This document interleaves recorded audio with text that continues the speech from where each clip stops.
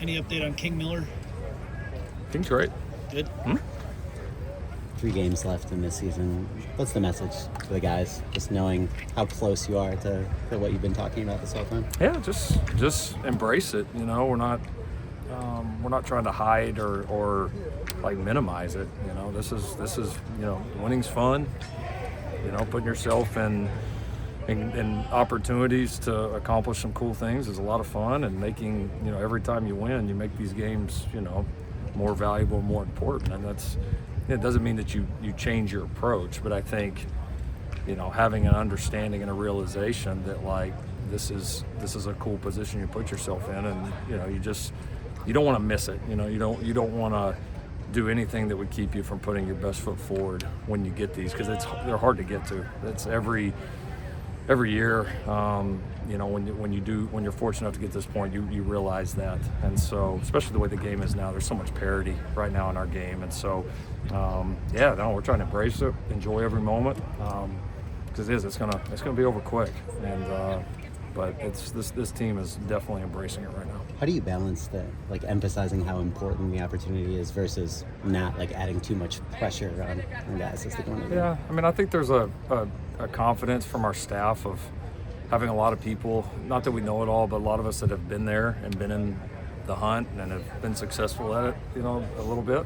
And so I think we have an approach with the guys that I think it's really that, like, you understand it, let's don't miss it, but let's also lay out what we have to do well to take advantage of it. And it's putting a plan together and going out and executing it. And so we're confident in our approach, and we don't want it to make us tight. We don't want it to be something we overthink about. But again, you don't want to miss it. These opportunities are too hard to get.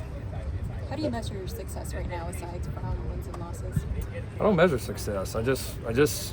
I come out and work, and I get the team as ready as I can each and every day and each and every week, and get our staff as ready as I possibly can. And there's times for reflection and kind of taking stock of all that, but that's typically after the year for me. I mean, you're in a dogfight every week, you're in a dogfight every day in this business, and so you wake up, you come up ready to fight and try to make the team better and get the team ready, and then you go to sleep and you get up and do it over again. And that's honestly just really what it feels like. And then there's definitely appropriate times, as things wind down, to take stock and really, over-evaluate. But right now it's just getting ready to play and take advantage of this opportunity. It seems like Iowa has a dangerous return man. What do you see from special teams? Yeah, no, he's a good returner. He's had some success both in the kick return and punt return game, and has had here for a little while now. So we'll have to do a really good job. He's aggressive about bringing the ball out. They do a good job schematically, trying to put him in position to make plays, and he's obviously done a good job of that. So both our coverage teams will definitely be tested. Lincoln, you mentioned Friday wasn't the best night for the offensive line you guys have had. Where do you see kind of the cleanup areas going forward? Yeah, we just weren't quite as sharp. We had a couple of kind of just routine miscommunications that we typically don't have. You're playing good teams. Like, you're gonna get beat every now and again. You're not all 5 guys are gonna win all 5 blocks every single time, but we got to be on the same page. And some of it were pretty routine things for us. So we got to clean that up. We just need to play a little bit sharper. There's just a few uncharacteristic mistakes that we made that, a few of them hurt us in that game. A couple of them we were able to get away with. But obviously, as it goes forward, we got to do better there. Carlin Jones had 12 reps in the last game. Is he somebody that could maybe see a little bit more work? Yes, he's trending. He's definitely trending. I think every week we get a little bit more confidence in him. And I think, honestly, he's just getting more confidence in himself. He had an injury earlier in the year and was able to really battle back from that quickly, showed a lot of toughness and grit to get behind it pretty quick. At every game he plays, you see him starting to understand more and more, the level of competition and what we're asking him to do. And he's gone in there and he hasn't been hesitant. He's made some plays.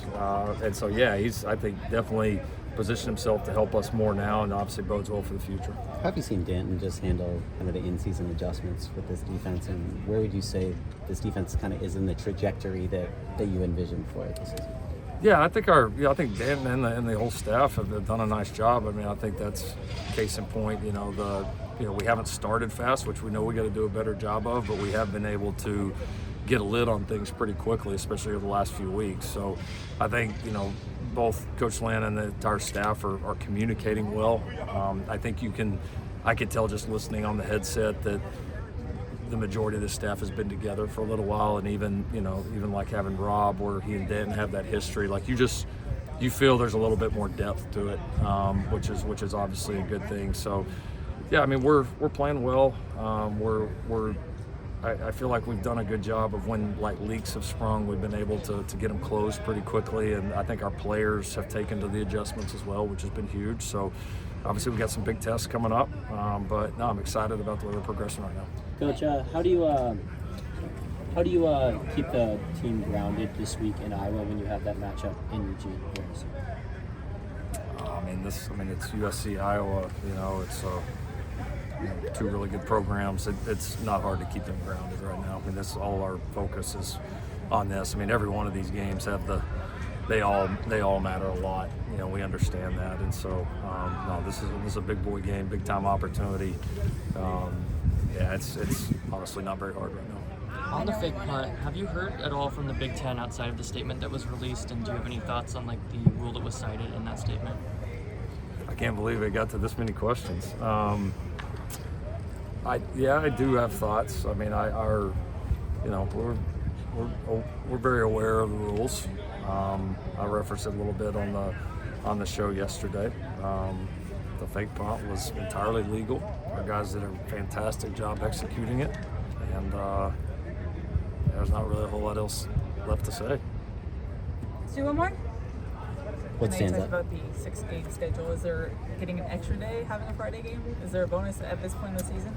Well, that part of it, yeah. If you're able to win it, and then sure, having the extra day, you can tell for our guys right now, and they needed it after that stretch. But we got some of the normal just bumps and bruises right now, and we probably a few of those guys were able to do a little bit more today on a Tuesday than maybe they would have done if had that happened on Saturday, with the extra 24 hours. So no, that's been helpful. We were able to overcome it and making it, hopefully an advantage for us this week.